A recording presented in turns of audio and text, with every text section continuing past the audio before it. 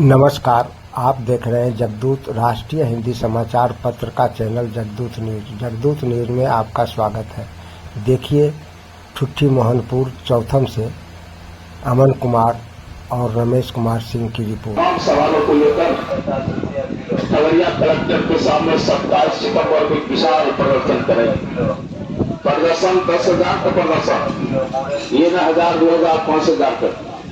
और उसकी तैयारी के सिलसिले में हम लोग हर गांव हर शाखा मीटिंग और आम कार्यकर्ता बैठक कर रहे हैं।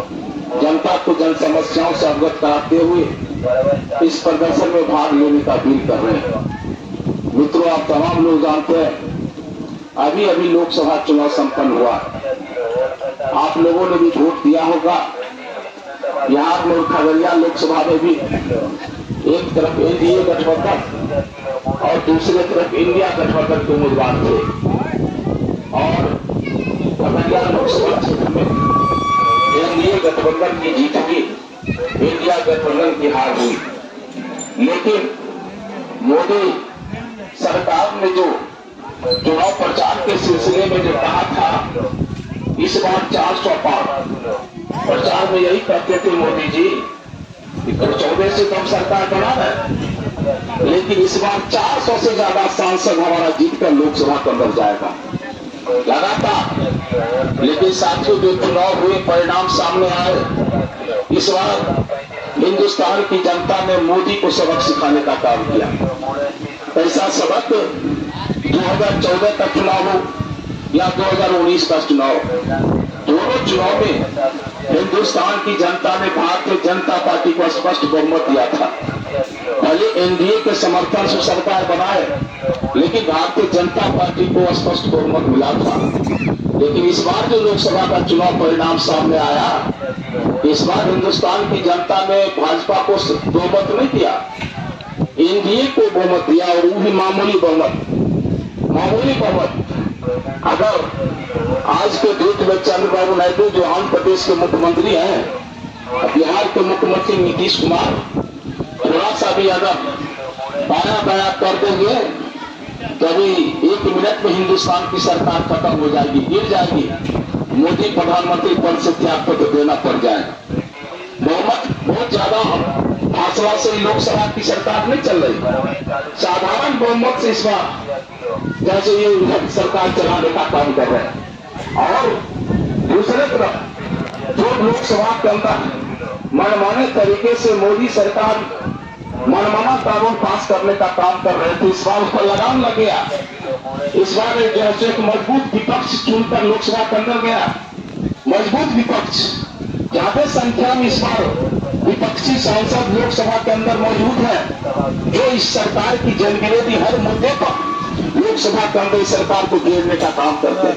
और इसी का परिणाम है कि सरकार कोई भी कदम अभी लोकसभा के अंदर उठाती है, वो फूट फूट कर उठाती है कि कहे अगर हम जो फैसला ले रहे, मनमाना जो फैसला लेंगे, एक तो विपक्ष खड़ा, दूसरा सत्ता पक्ष के लोग, चाहे नीतीश कुमार हो या चंद्रबाबू नायडू आया, हमारी नीति का अगर विरोध कर देंगे तो हमारी सरकार ही चली जाएगी।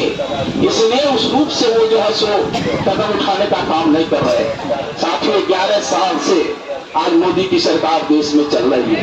आज महंगाई का क्या चाल है, महंगाई की मार से आज 1,40,00,000 हिंदुस्तान के तमाम लोगों के ऊपर आज महंगाई की मार से बहुत परेशानी झेलना पड़ रहा है।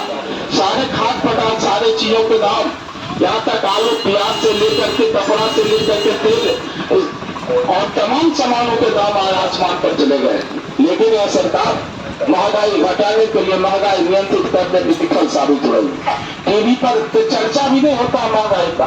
डीजल, पेट्रोल, गैस सिलेंडर के दाम तो लगातार बढ़ रहे, लगातार बढ़ रहे, और महंगाई के चलते तमाम लोग परेशान हो रहे।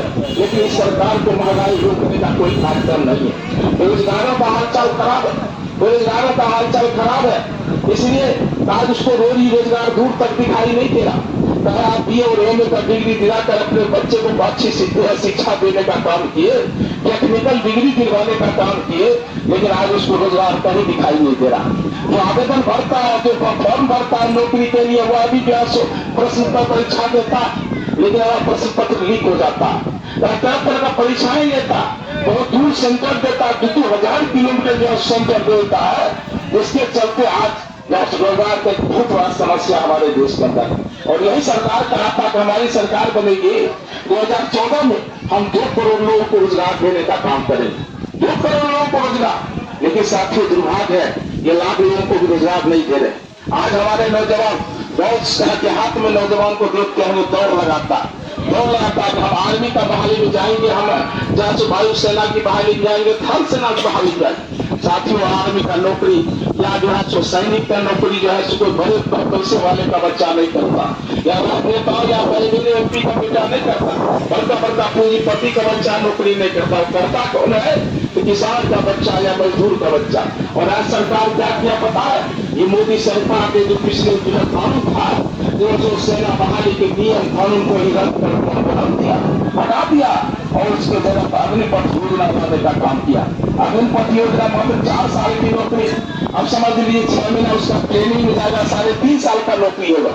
जो नौजवान अगर आज अग्निवीर बनेंगे, मात्र 4 साल की नौकरी करके जिसको मोच का बम आ रहा है, शादी होते होते रिटायर हो जाएगा। ये हालात को पैदा किया जा रहा। और जो पुराना कानून था, पुराना नियम था, जो सैनिक बनता था उसको पेंशन मिलता था, उसके बच्चे को पढ़ने के लिए सैनिक स्कूल आता था, माता पिता की इलाज करने के लिए सरकारी हॉस्पिटल मिलता था, और सैनिक अगर बॉर्डर पर शहीद हो जाता था तो उसको सैनिक का दर्जा मिलता था, करोड़ों रुपया अलग मिलता था और सम्मान भी बहुत ज्यादा मिलता था। लेकिन उसके नियम को भी यह सरकार बदल दिया।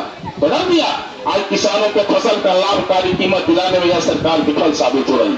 फसल पर आज लगातार पूरे देश में पिछले दिनों लगातार आंदोलन हुए, 3 कृषि काला कानून लाकर हिंदुस्तान की खेती और किसानी को यह सरकार पूंजीपतियों को हाथ सौंपने का कोशिश कर रहा था। लेकिन हिंदुस्तान के बहादुर किसानों के आंदोलन और संघर्षों के बल पर मोदी सरकार ने 3 कृषि काला कानून को वापस लेना पड़ा।